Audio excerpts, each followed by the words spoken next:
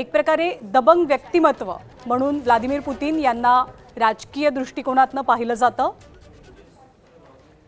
भारताची आणि रशियाची मैत्री फार जुनी मानली जाते, खास करून पंतप्रधान मोदी आणि व्लादिमीर पुतिन यांची।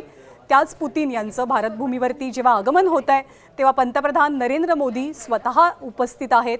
त्यांचं स्वागत करण्यासाठी एकमेकांना आलिंगन देत आणि हस्तांदोलन करत या दोनही नेत्यांनी एकमेकांचं स्वागत केलं। पंतप्रधान नरेंद्र मोदी यांच्या निवासस्थानी आज भोजन होणार आहे, डिनर डिप्लोमसी होणार आहे।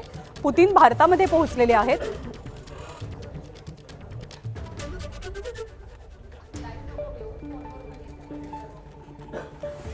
आपले प्रतिनिधी सोमेश कोलगे सध्या आपल्या सोबत आहेत। सोमेश, पंतप्रधान नरेंद्र मोदी स्वतः उपस्थित आहेत पुतिन यांचं स्वागत करण्यासाठी। हा जो 1.5 ते 2 दिवसांचा पुतिन यांचा दौरा आहे तो राजकीय दृष्टिकोनातून कसा महत्त्वाचा आहे?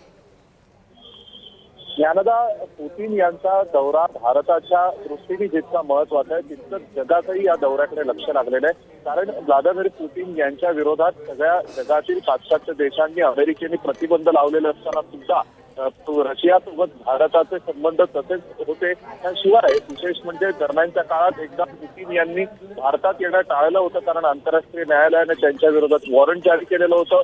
पण त्या काळात सुद्धा रशियाचे संरक्षण मंत्री भारतात आले होते आणि त्यानंतर गेल्या वर्षी नरेंद्र मोदी हे रशियामध्ये गेले आणि आता पुतिन हे खुद्द भारतामध्ये येत आहेत। आतापर्यंत जवळपास 22 वेळा Bharat India Russia annual summit झालेले आहे आणि त्याचाच एक भाग म्हणून पुतिन हे आता सुद्धा भारतात येत आहेत आणि भारतासोबतची जुनी मैत्री किंबहुना भारत आपल्या जुन्या मित्रासोबत पुन्हा एकदा आपले ऋणानुबंध घट्ट करतोय राजकीय स्तरावर, असं आपण नक्की म्हणू शकतो। आता हैदराबाद हाऊस येथे आपण आहोत।